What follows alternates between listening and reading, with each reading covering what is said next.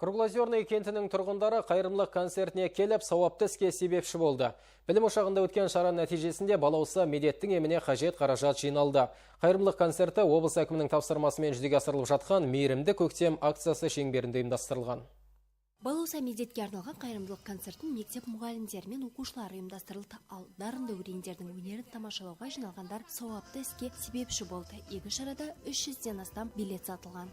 Көп түкірсе көл демекші, мектебіміздің 2-ші сынып оқушысы медет балаусаның оздырылып отырған қайырымдылық шарасына жалпы ауыл тұрғындары болып, мектеп ұжымы болып ат салысып атқан жайы бар. Осындай қайырымдылық шараларының осы оқушымыздың емделіп кетуіне, сауығып кетуіне септігі тисе екен деп ойлаймыз.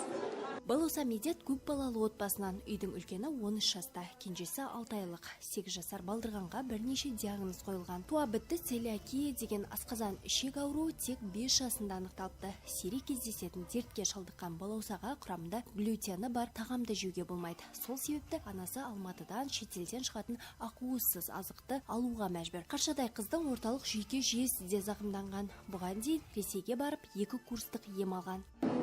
Емде мұқтаж Самар қаласында өтетін еміне қаражат жинап беріп жатырмыз. Бұл жерде біз ауыл болып, ел болып, мекемелер бар, кәсіпкерлер бар, барлығымыз жұмылып, осы балаусаға қол ұшымызды беріп жатырмыз. Бұл шара облыс әкімінің айтқан мейірімді көктем акциясы шеңберінде өтіп жатыр. Қайырымдылық концертінде жиналған 320 мың теңге балаусаның анасы Ботагөз Өтегеноваға табысталды. Жақсылықтан күдер үзбей, перзентінің еміне шипа іздеген ана жомарт жандарға алғысын жеткізді. Басында гидроцефалия бар. Сол енді Самара қаласынан емін тауып отырмыз. 2 рет апарып келдік. 2-ші курстың нәтижесі жақсы. Бала сөйлей бастады.